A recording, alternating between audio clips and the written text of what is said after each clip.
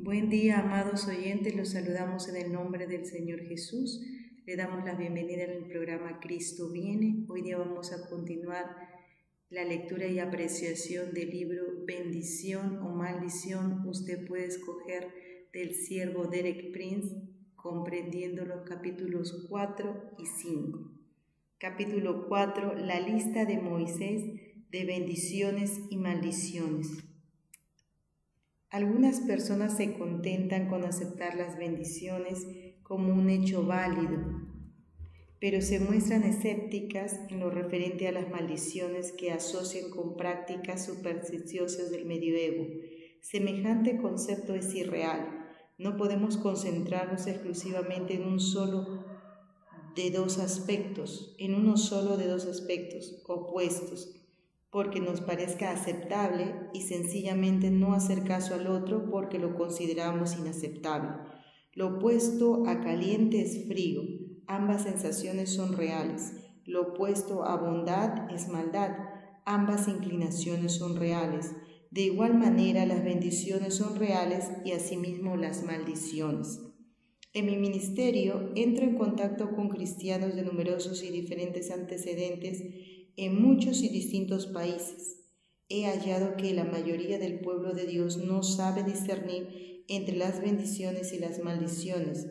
Innumerables son los cristianos que deberían estar disfrutando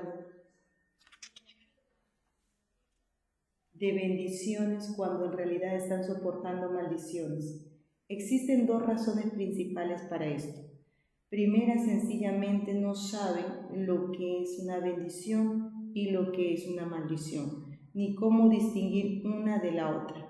Segunda, si están bajo una maldición no comprenden los fundamentos que los pueden liberar. Dios es la única y suprema fuente de toda bendición, aun cuando éstas lleguen a nosotros por medio de diferentes canales. Con frecuencia también las maldiciones proceden de Dios, pero Él no es el único origen. Más adelante trataremos de los otros orígenes de las maldiciones. Las maldiciones procedentes de Dios son uno de sus principales medios para traer juicio sobre los rebeldes, los incrédulos y los impíos. La historia de la humanidad presenta una larga y triste relación de los resultados de las maldiciones que Dios ha pronunciado sobre gente por el estilo. A lo largo de los años se ha puesto de moda sugerir que hay una dicotomía entre el Antiguo y el Nuevo Testamento. De acuerdo con esta interpretación, el Antiguo Testamento describe a Dios como un Dios de ira y juicio. El Nuevo lo describe como un Dios de amor y misericordia. No obstante, la realidad que los dos testamentos son consecuentes uno con el otro. Cada uno describe a un Dios de misericordia y de juicio al mismo tiempo. La historia de Jericó, relatada en Josué 6, combina estos dos aspectos de los tratos de Dios tan gráfica y dramáticamente como cualquier pasaje del Nuevo Testamento. Mientras la ciudad de Jericó pereció bajo un singular y general juicio de Dios, Rahab la ramera y toda su familia salieron ilesos. La crónica indica además que después Rahab llegó a ser la esposa de Salmón, uno de los príncipes de Judá, y tomó su lugar en la línea genealógica de donde nacería Jesús, el Mesías de Israel. Ver Mateo capítulo 1, versículo 5. En Romanos capítulo 1, versículo 17 al 18, Pablo explica que el Evangelio contiene la revelación suprema de estos dos aspectos de Dios, su misericordia y su juicio. La cita indica: porque en el Evangelio la justicia de Dios se revela por fe y para fe, porque la ira de Dios se revela desde el cielo contra la impiedad e injusticia de los hombres que detienen con injusticia la verdad. Por un lado, la misericordia de Dios ofrece su justicia que Él imparte a quienes reciben por fe el sacrificio vicario de Jesús, y al mismo tiempo este sacrificio es también la revelación fundamental de la ira de Dios derramada sobre Jesús, cuando Él se identifica con el pecado del hombre. Los cristianos que dudan de la realidad del juicio de Dios sobre el pecado, deberían meditar de nuevo sobre el significado de la crucifixión. Ni siquiera Jesús pudo hacer que Dios aceptara el pecado, sino que tuvo que soportar el pleno golpe de su ira. Además, en Romanos 11, versículo 22, Pablo vuelve a comparar estos dos aspectos en los tratos de Dios. La cita indica: mira pues la bondad y la severidad de Dios, la severidad ciertamente para los que cayeron, pero la bondad para contigo si permaneces en esa bondad, pues de otra manera tú también serás cortado. Para tener un cuadro exacto de Dios, tenemos que mantener siempre presentes ambos aspectos de su carácter. Sus bendiciones proceden de su bondad, pero sus juicios proceden de su severidad. Ambos son igualmente reales. En Proverbio 26, versículo 2, Salomón pone en claro que siempre hay una razón para cada maldición. Como el gorrión en su vagar y como la golondrina en su vuelo, así la maldición nunca vendrá sin causa. Este principio tiene una doble aplicación. Por un lado, una maldición no puede entrar en efecto a menos que exista una causa para ella. Por otro lado, lo opuesto también es verdad. Donde quiera que esté una maldición de por medio, hay una causa para ello. En mi anhelo por ayudar a la gente a liberarse de las maldiciones, he aprendido por experiencia que a menudo sirve descubrir primero la causa. Los 68 versículos de Deuteronomio capítulo 28, dedicados exclusivamente al tema de las bendiciones y las maldiciones, revelan la causa primordial de cada una. En los versículos 1 y 2, Moisés trata primero con la causa de las bendiciones. La cita indica: si oyeres atentamente la voz de Jehová tu Dios, para guardar y poner por obra todos sus mandamientos, vendrán sobre ti todas estas bendiciones y te alcanzarás si oyeres la voz de Jehová tu Dios. Más literalmente la primera parte se puede traducir: si escucharas la voz del Señor tu Dios. La repetición del verbo escuchar le añade intensidad. Para decirlo simplemente, las condiciones para disfrutar de las bendiciones son: primero, escuchar la voz de Dios; segundo, hacer lo que Él dice. A través de todas las dispensaciones, estos han sido los requisitos inmutables para vivir en una relación de pacto con Dios. En Éxodo 19:5, cuando Dios se preparaba para entrar en su primer pacto con Israel en el Sinaí, dijo: ahora pues, si diereis oído a mi voz y guardareis mi pacto, vosotros seréis mi especial tesoro sobre todos los pueblos. Los requisitos básicos eran escuchar la voz de Dios y obedecer las condiciones de su pacto. Bajo el nuevo pacto, en Juan capítulo 10, versículo 27, Jesús describe en forma similar a quienes Él reconoce como sus ovejas, es decir, sus verdaderos discípulos.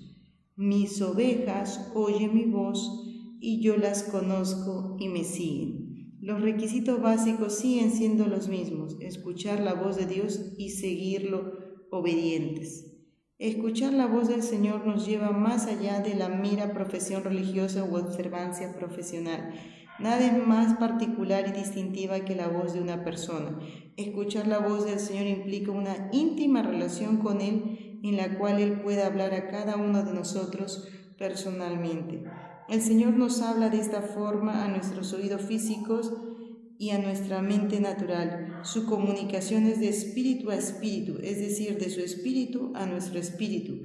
Proyectada de esa forma, su voz penetra en las profundidades más íntimas de nuestro ser. Desde allí sus vibraciones se sienten en cada dimensión de la personalidad. El Señor puede hablar de esta manera a través de la Biblia, o puede impartir una palabra de revelación directa. Sin embargo, solo leer la Biblia no es suficiente de por sí, a menos que las palabras de sus páginas sean transformadas por el Espíritu Santo en una voz viva. Solo una relación de esta clase con Dios nos prepara de verdad para las bendiciones que Él ha prometido a los que escuchan y obedecen su voz. Más adelante, en Deuteronomio 28:15, Moisés establece la causa principal de todas las maldiciones. La cita dice: pero acontecerá si no oyeres la voz de Jehová tu Dios para procurar cumplir todos sus mandamientos y sus estatutos que yo te intimo hoy, que vendrán sobre ti todas estas maldiciones y te alcanzarán. La causa de las maldiciones es exactamente opuesta a la de las bendiciones. Las bendiciones vienen de escuchar la voz de Dios y hacer lo que Él dice. Las maldiciones vienen por no oír la voz de Dios y no hacer lo que Él dice. Esta negativa de oír y obedecer la voz de Dios puede resumirse en una palabra: rebelión. No contra un hombre, sino contra Dios. En Deuteronomio 28, Moisés también da una lista completa de las varias formas que toman tanto las bendiciones como las maldiciones.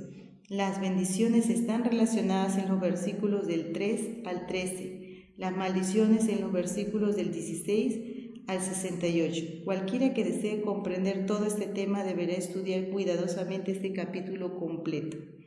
En mis propios estudios he procurado hacer 2 listas que resuman las bendiciones y las maldiciones en el orden de mención.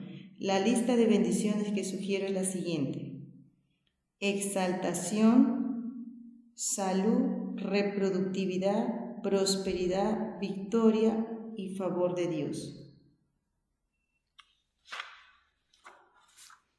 La palabra reproductividad intenta describir una condición en que cada aspecto de la vida de una persona es fecundo y se reproduce. Esto incluiría la familia, el ganado, las cosechas, los negocios y el ejercicio del talento creativo.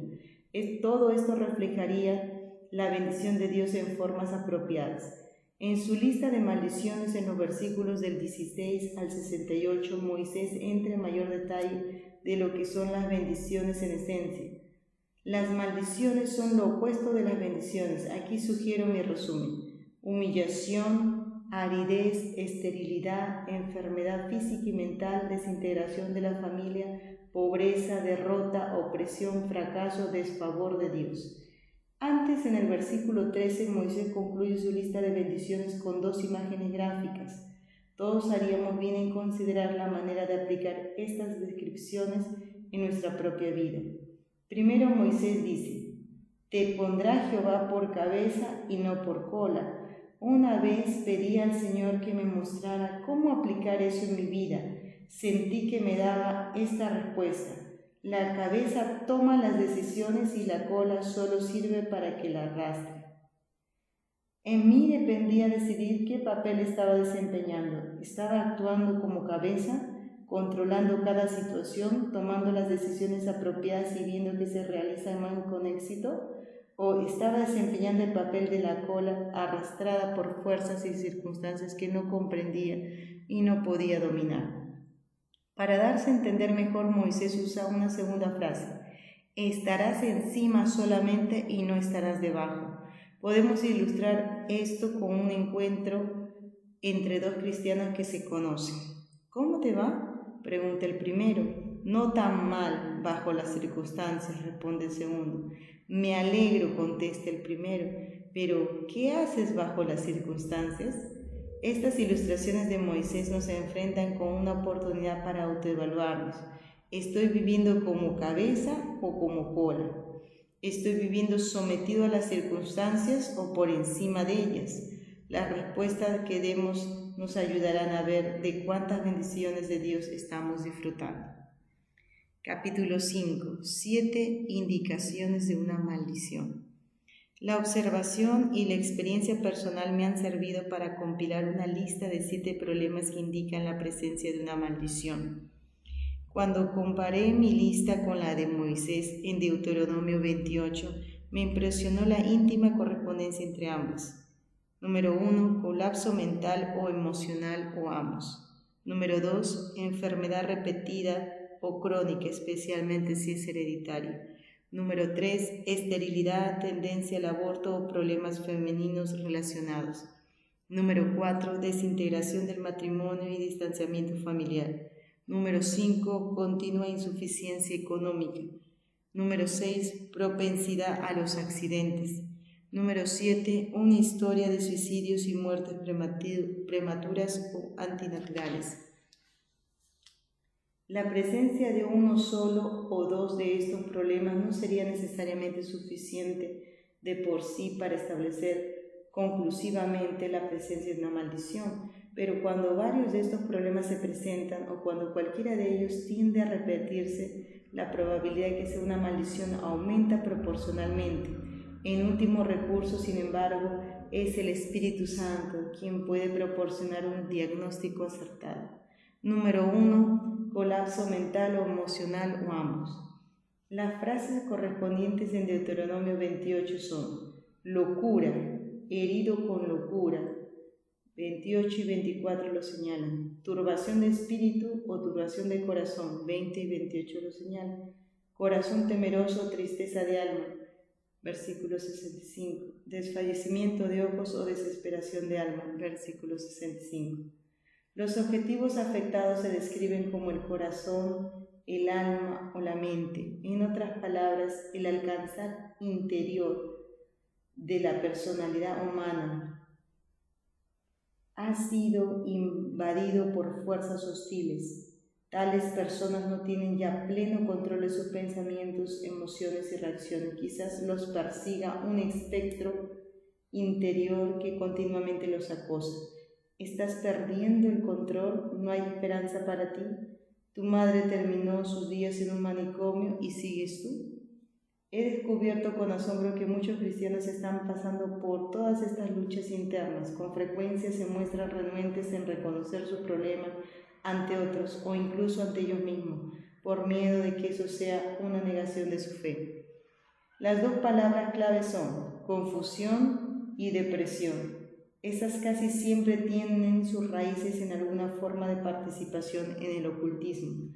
Con frecuencia hay actividad demoníaca en la mayoría de los casos, sin embargo, es necesario lidiar con la participación en lo oculto y revocar la consiguiente maldición antes de poder echar fuera a los demonios. Número 2. Enfermedad repetida o crónica, especialmente hereditaria. Las frases correspondientes en Deuteronomio capítulo 28 son numerosas. Mortandad o que la peste se te pegue, versículo 21, tisis o tuberculosis, versículo 22, fiebre 22, inflamación 22, úlceras y pústulas incurables 27 y 35, tumores, versículo 27, sarna o incurable, comezón, versículo 27, ceguera, versículo 28, plagas grandes y permanentes o enfermedades perniciosas y duraderas, versículo 59. Enfermedades malignas y duraderas, versículo 59. Toda enfermedad y toda plaga, versículo 61. Esta lista no indica necesariamente que toda forma de enfermedad o dolencia sea resultado directo de una maldición. Ocurren, sin embargo, ciertas palabras claves. Plaga incurable, grande, maligna, permanente, duradera, que sirven como señal de alerta. Ellas crean lo que pudieran llamarse la atmósfera de una maldición, sugieren malignidad y fuerzas malévolas obrando. Hay otro término médico que no se usa explícitamente en Deuteronomio capítulo 28, que tiene connotaciones similares, es maligno o malignidad. La primera definición de maligno en el diccionario enciclopédico Salvat es propenso a pensar o hacer mal. Obviamente esto describe una persona más que una condición física, incluso más que las palabras en el párrafo anterior sugiere la obra de una inteligencia diabólica, malevolente. Nuestro uso de este término indica un reconocimiento inconsciente de que estamos tratando con factores que no son puramente físicos. Otro término muy significativo usado con referencia a ciertos tipos de enfermedad es hereditario, describe una condición que pasa de una generación a otra. Esta es una de las señales más comunes y más típicas para diagnosticar que hay una maldición actuando. Por esta razón, cuando me piden que ore por alguien que ha tenido un problema físico hereditario, siempre me abro la posibilidad de estar enfrentando los efectos de una maldición. Cuando un pastor amigo mío tenía alrededor de 60 años, desarrolló un desorden diagnosticado como hemocromatosis, una enfermedad que hace a los pacientes producir demasiado hierro en la sangre, almacenándolo especialmente en los órganos vitales como el hígado y el corazón. Su padre había muerto de la misma enfermedad a los 67 años. El médico declaró que era hereditaria, incurable y mortal. Cada semana tenía que someterse a una flebotomía, método anticuado de la sangría. Después de mucha oración, especialmente de uno de los grupos de oración, mi amigo se paró ante su congregación en un servicio matutino dominical e hizo una simple y desapasionada afirmación. En el nombre de Jesús me libero de cualquier herencia diabólica de mi padre. Y quedó inmediata y completamente curado. Han pasado 5 años desde entonces. No se ha sometido a otro tratamiento y no se ha vuelto a presentar el problema. Deliberadamente me he cuidado de sugerir en los comentarios anteriores que alguna enfermedad específica sea siempre o necesariamente atribuible a una maldición. Sería muy probable que muchas de las enfermedades mencionadas pudieran atribuirse a una maldición, pero sin evidencia adicional sería erróneo afirmar que ese sea necesariamente el caso. Hay un solo experto cuyo diagnóstico es final y este es el Espíritu Santo. Necesitamos tener presente siempre que dependemos de él. Punto número 3. Esterilidad, tendencia de abortar o problemas femeninos relacionados. La frase clave aquí está en Deuteronomio 28. Maldito el fruto de tu vientre o de tu matriz. Versículo 18. Esta maldición puede afectar a cualquiera de los diferentes órganos o funciones implicados en la procreación. Ruth y yo hemos ministrado a cientos de mujeres cuyas incapacidades entraban bajo una clasificación de problemas femeninos.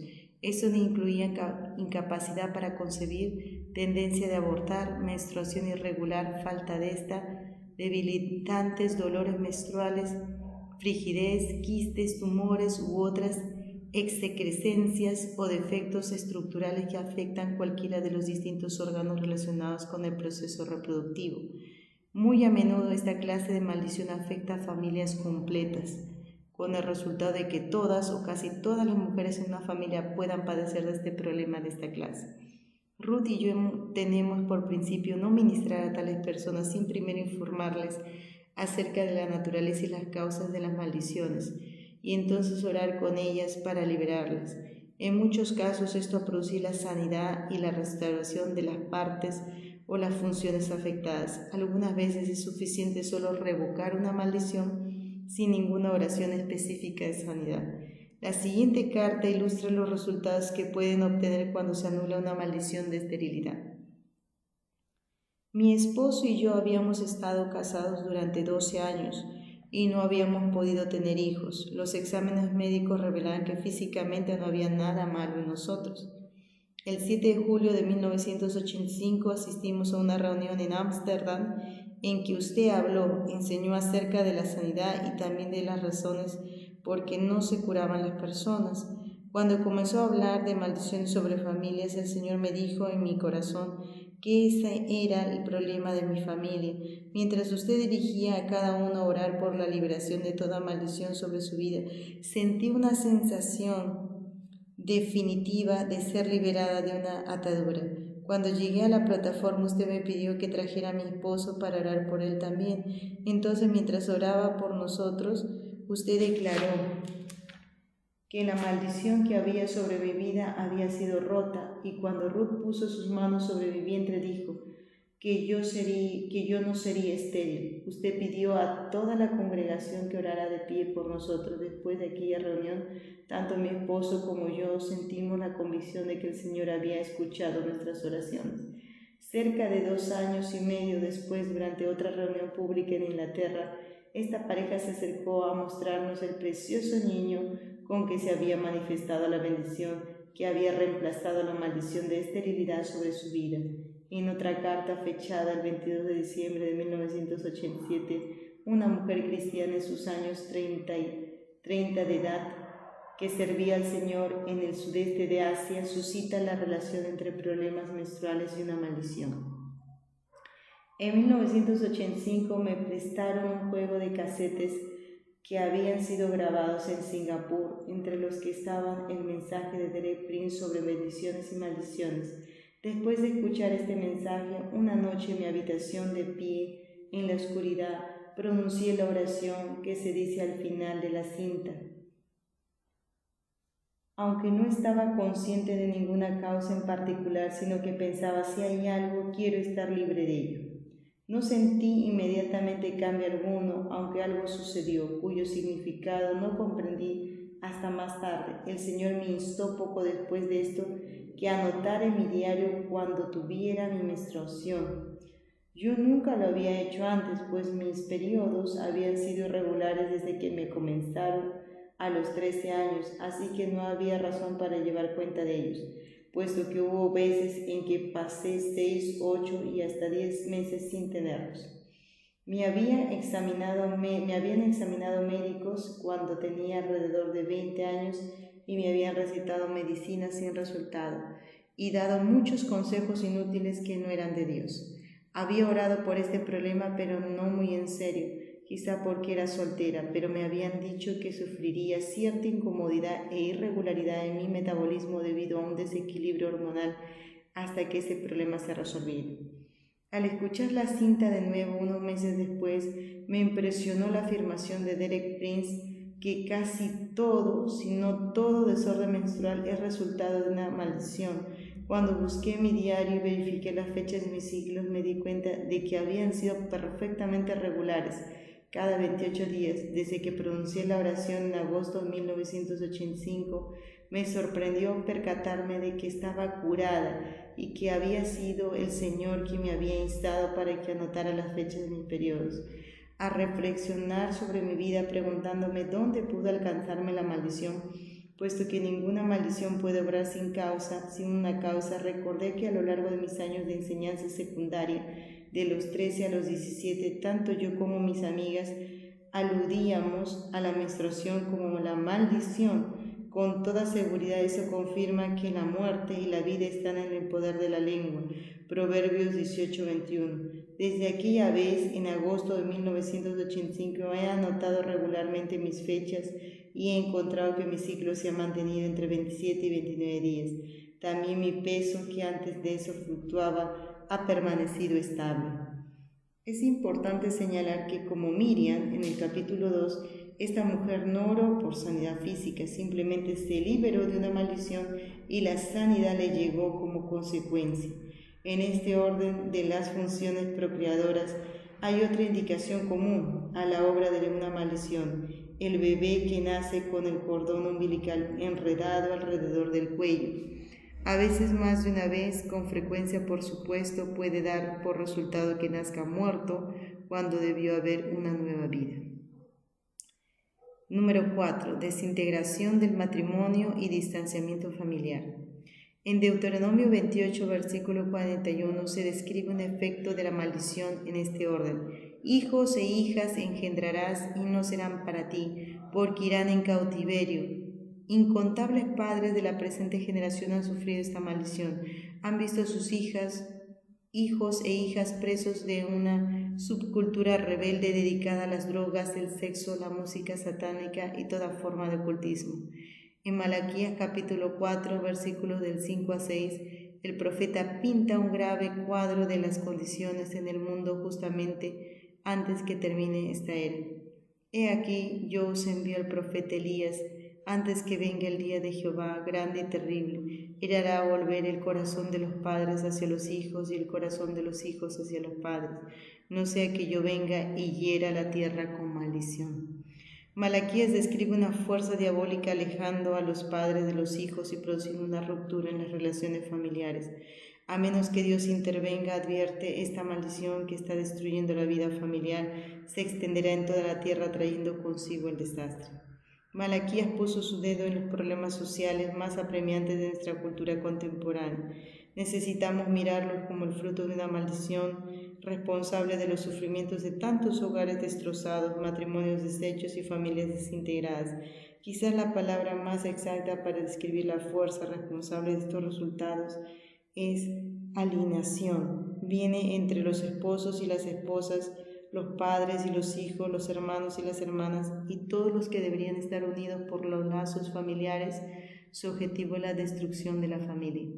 No obstante, para quienes acepten el consejo de Dios, la situación no es desesperada.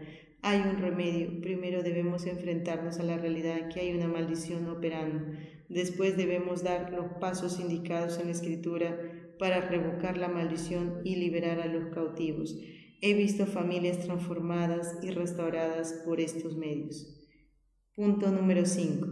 Continua insuficiencia económica.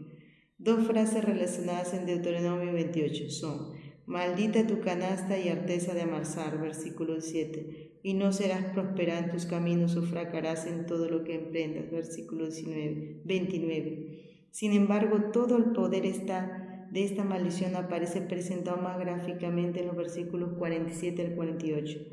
Por cuanto no serviste a Jehová tu Dios con alegría y con gozo de corazón, por la abundancia de todas las cosas servirás por tanto a tus enemigos que enviará Jehová contra ti, con hambre y con sed y con desnudez y con falta de todas las cosas. Moisés presenta aquí la alternativa de dos opuestos. El versículo 47 describe la voluntad de Dios para con su pueblo, obediente, servir al Señor con gozo y alegría, de corazón y por la abundancia de todas las cosas. El versículo 48 describe la maldición que vendrá sobre el pueblo de Dios si son desobedientes. Servirás a tus enemigos que Dios enviará contra ti, con hambre, sed y desnudez y con falta de todas las cosas. Considere lo que se describe en este versículo: hambre, sed, desnudez y necesidad de todas las cosas. Combina los cuatro elementos todos en una situación y el resultado puede definirse en una sola frase: pobreza absoluta.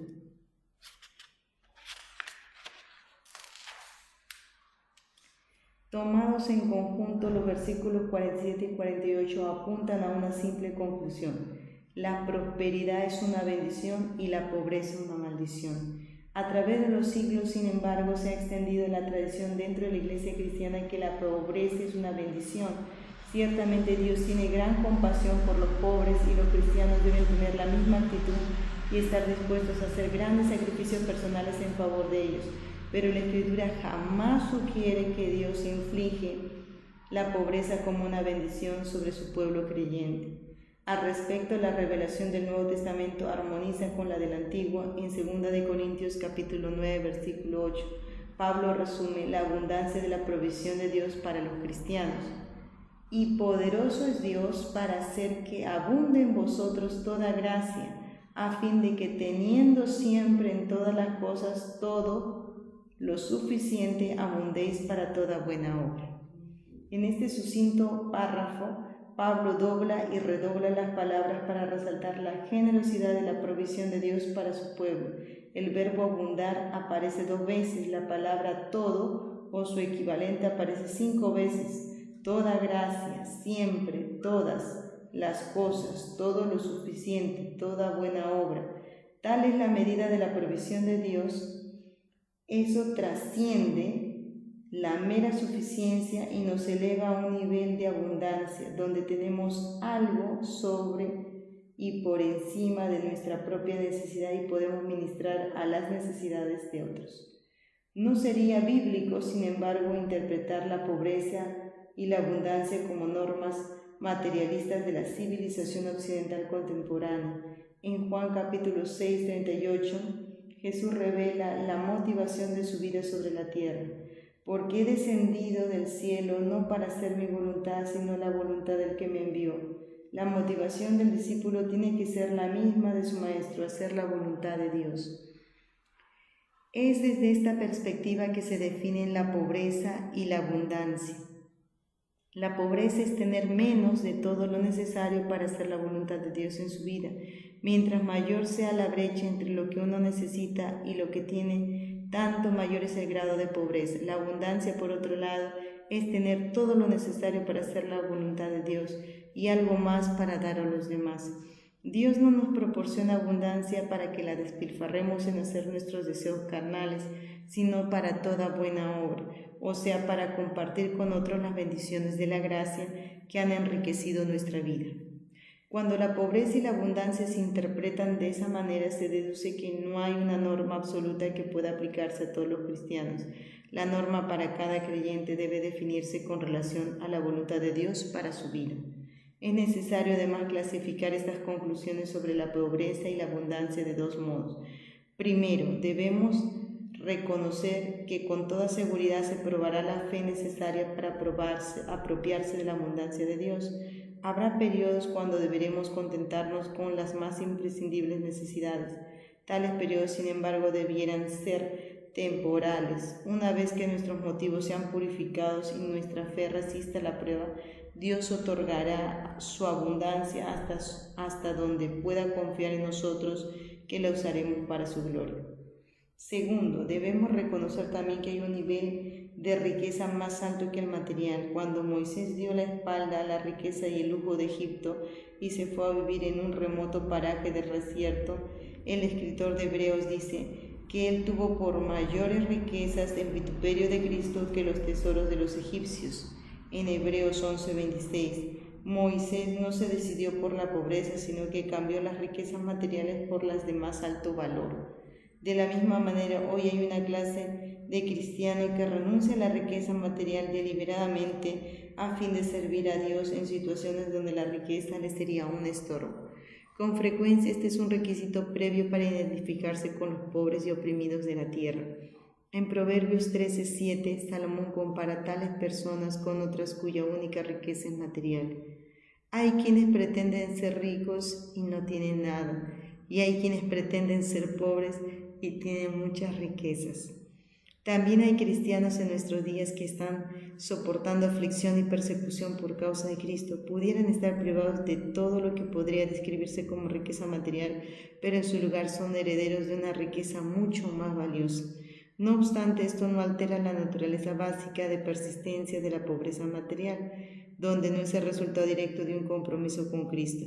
Es normal que sea una señal de una maldición, sea que afecte a un individuo, a una familia o a un grupo social mayor. Número 6. Propensidad a los accidentes. Esta frase describe a la persona que es antinaturalmente propenso a sufrir accidentes personales. Deuteronomio 28. No hace mención específica a esto, aunque se sugiere en la frase y palparás a mediodía como palpa el ciego en la oscuridad, versículo 29. Un efecto característico de esta maldición se puede ver en lo que se llama accidentes extraños. La chica descrita en el capítulo 2, que se había fracturado la misma pierna 3 veces en 18 meses, sería un ejemplo obvio. Para dar otro ejemplo, algunas personas conducen bien y sin embargo tienen muchos accidentes automovilísticos. En la mayoría de los casos quizás sea culpa del otro conductor. No obstante, los accidentes siguen ocurriendo. Un comentario típico que identifica a esta clase de personas sería: ¿por qué me sucede siempre a mí? He aquí más ejemplos escogidos más o menos al azar de tipos de accidentes que pudieran indicar que hay una maldición de por medio. Fracturarse un tobillo al bajar el bordillo de la acera, romperse un diente al morder una fruta suave, cerrar la puerta del auto y pillarse un dedo, aquí también puede ser la culpa de otra persona, resbalar en una escalera y caer rodando todo un tramo resultando en múltiples lesiones, atragantarse con una espina de pescado, un insecto que se mete en un ojo y causa una infección extraña, recibir en la cara el golpe de una piedra que salta al pasar un auto, error de un cirujano en la mesa de operaciones que pudiera provocar una invalidez permanente. La lista pudiera ser interminable. Casi pareciera que hay una invisible fuerza maléfica actuando contra tales personas en momentos críticos, las hace tropezar o caer o las empuja a hacer un movimiento precipitado e impremeditado. Es típico que estas personas exclamen: no sé qué me motivó a hacerlo. Esta clase de exclamación es muy reveladora, indica que la persona se da cuenta de que sus actos no están del todo bajo su control, sino que hay una influencia anónima que la afecta, que no puede identificar y contra lo que no tiene modo de protegerse. El reconocimiento de este tipo de problemas no es puramente subjetivo, puede determinarse por análisis estadístico. Algunas compañías de seguro usan esta clase de análisis para identificar las personas que representan un desacostumbradamente alto riesgo para asegurar y fijan sus primas de acuerdo a ello. Punto número 7. Una historia de suicidios y muertes prematuras o antinaturales. Las referencias en Deuteronomio 28 a la muerte prematura o antinatural son demasiado numerosas para relacionarlas. Una maldición que toma esta forma afecta no solo a un individuo, sino a un mayor grupo social, como una familia o una tribu. También es normal que continúe de generación a otra. Muchas culturas diferentes han reconocido una fuerza actuando en la historia humana que persigue inexorablemente a los miembros de una familia o clan hasta que al fin los destruye. La Grecia antigua le daba el rango de una diosa a quien llamaban Némesis. Otras culturas han usado diferentes terminologías. Tras los visos de paganismo hay una realidad objetiva. Con frecuencia la gente que es afectada por este tipo de maldición experimenta un fuerte presentimiento. Siente que en su camino hay algo tenebroso y maligno, pero no sabe cómo evitarlo. Un comentario típico pudiera ser: bueno, le sucedió a mi padre, supongo que sigo yo en la lista. Un síntoma común de una maldición de esta clase es que la gente fije la fecha de su propia muerte. Puede ser que diga: sé que no viviré para cumplir los 45, o todos los hombres de mi familia mueren jóvenes. Si no lo dicen explícitamente, implican que esa será también su suerte. Tienen una especie de fe negativa que abraza la muerte y rechaza la vida. La lista anterior de 7 síntomas de una maldición de ninguna manera es exhaustiva. Pudiera añadirse otros ejemplos, sin embargo, probablemente usted ha leído ya lo suficiente como para hacer un análisis de su situación. Hay varias reacciones posibles. Pudiera, por ejemplo, no abrigar más dudas acerca de la naturaleza de su problema. Usted ha identificado con claridad uno o más síntomas de una maldición que se aplican a su vida o a la de su familia. Pudiera ser también que se siente inquieto porque piense que es posible que haya una maldición actuando, pero no puede precisar la forma en que se manifiesta. Se siente como la persona descrita en el capítulo 1. Ha presentido una sombra oscura procedente del pasado, pero no conoce su origen. O ha visto ese largo brazo maligno obrando en varias ocasiones, pero actúa tras un velo que usted no ha sido capaz de romper. En cualquiera de los casos usted se estará preguntando: ¿cómo puede sucederme semejante cosa a mí? ¿Cuál es el origen de mi problema? Eso significa que es el tiempo que usted avanza a la sección 2.